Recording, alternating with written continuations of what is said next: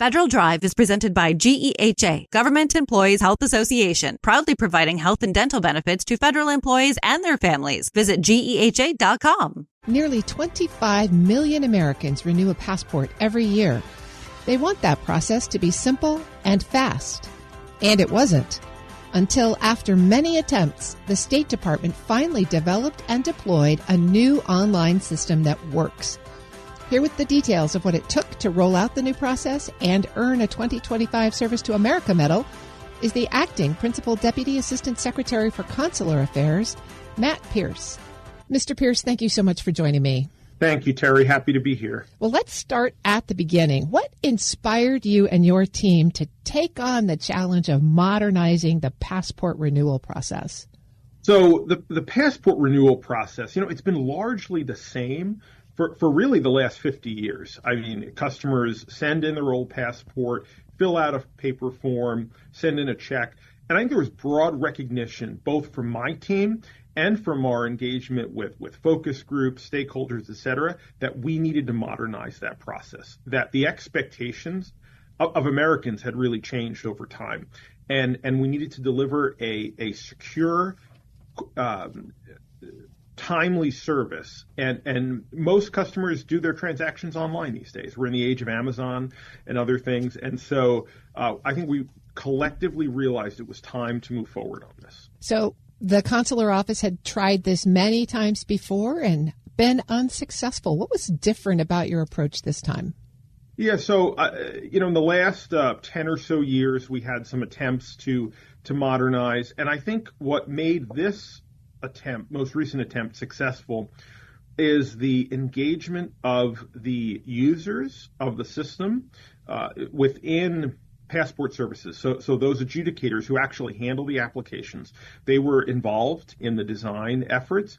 And additionally, I think we got a lot of great feedback from customers on what worked and didn't work. And when our technology team rolled this out, we were also able to make very quick adjustments to the system based on what we were seeing and learning, as opposed to having to wait to roll out a new system or a new version. And so we were able to really quickly adapt on the fly. And I think that made this very successful.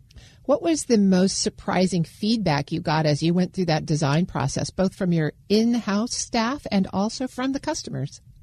So, I think from our in-house staff, there was a lot of skepticism. Would this work? Would this work correctly? And to be honest, I was very surprised that when the first group of staff members tested this, I expected that they'd like it, but they'd have some suggestions for tweaks and things they didn't like. Honestly, it was an overwhelmingly positive experience, and we tested it at an office where the folks aren't afraid to speak up and tell us what they think about how the systems are working, and they said that it was great, and so I was really surprised about that. From the customer side, I think really high feedback marks, which surprised me. 94% of customers said they had a positive experience using the system. And I think the most surprising statistic to me is 86% reported that they had an increased trust in the government to deliver on behalf of citizens, which that was really impactful to see those numbers.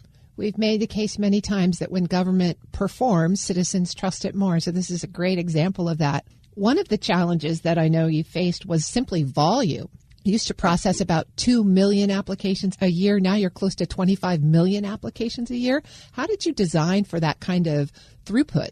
So that's absolutely right. We're seeing record demand for passports, and we really needed to design a system that was scalable and a system that could work at scale, not in a way that we could artificially control, but whenever customers wanted to apply. This is a 24/7 system that customers can apply when they want to.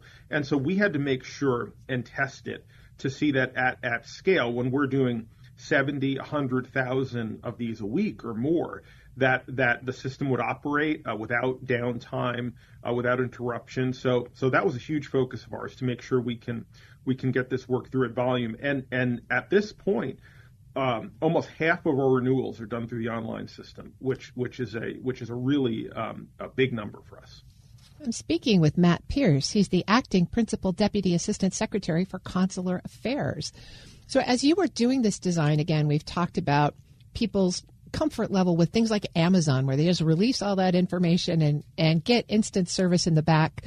What was the biggest design feature, do you think, that built the trust with your customer base? I think that customers could apply and then see where their application was at. And one of the interesting things is initially we made a conscious decision to message, hey, you'll get your passport as fast as you would in the normal process, just through the online mechanism. But the expectation was still there from customers that they would get their passports faster. And we've seen that they have gotten it faster. And so that's I think one of the key things as well. When I read reviews on social media or other items of feedback, customers say, hey, it was so easy to apply and I got it in a couple weeks. And I think that was a big piece also, to know what the status is, and that the passport showed up in a couple weeks, I think really has been a positive aspect. And then when you were working with your internal team, especially your tech team, were there significant technical challenges that you had to overcome? Yeah, I mean, there were technical challenges in terms of items like the photo tool. So we really had to design a tool where customers can submit their own photo, because this wouldn't provide the experience we wanted if customers still had to go to Walgreens, CVS, whatever photo vendor, and have a photo printed or a file sent. We needed to design something where a customer could use their mobile phone, take a picture or have a picture taken of them and upload it. But to set the parameters on the software so the photos would be acceptable, but customers wouldn't have to take several photos or have a high level of rejects. That was a balance we had to strike, and that was a challenge from the technical side and the customer side. But I think we've gotten to the right place on that. What lessons from this project would you share with your counterparts at other federal agencies who are maybe thinking about a major technological change to an existing process? I would say it's achievable. That when you have the right team in place, when you have folks who are committed to delivering great service on behalf of Americans, you can do this. And I think that really government should be leading the way in these areas. So I encourage my colleagues in other federal agencies, in other public-facing sectors to really take the leap of trying to do these things, because it's what our customers expect. And honestly, the government can deliver on behalf of us. As you've got the online passport application up and running, where might you next apply some of the lessons you've learned with other State Department programs? So I think we're also looking at our additional passport application processes, expanding the renewal system to encompass those. We're looking at all ways we interact, those touch points with our citizens, of really moving it to an electronic platform. And we're not stopping here. We're going to be delivering even better service in the future with these other application types. Things like visas and other sorts of citizen services. For sure. I think the example we have in passports is a lesson that we're going to apply throughout our consular services, and also broadly as we can to other State Department interactions with citizens. And what did it mean to you personally, you and your team, to receive the Service to America Medal for this accomplishment? It meant a tremendous amount for the recognition for our teams, because they've worked so hard to deliver on this, and to be recognized in this way, it was hugely impactful. And to have the privilege to lead a team just so devoted to this effort, it means a tremendous amount. Very humbling and honored to have received this award. And we talk about sometimes passports is the most important way that Americans interact with the State Department. And for some Americans, the only way they'll ever interact with us. And to have the recognition for that work is really, really inspiring for the folks on my team. Well, Matt, I want to thank you so much for sharing this story with us and congratulate you on the Service to America Medal. Thank you, Terry. Really appreciate it. Matt Pierce is the Acting Principal Deputy Assistant Secretary for Consular Affairs. He's also served as the Deputy Assistant Secretary for Passport Services since November of 2024, and he's a 2025 Service to America Medal winner. We'll post this interview at federalnewsnetwork.com/Federal Drive. Subscribe to the Federal Drive wherever you get your podcasts.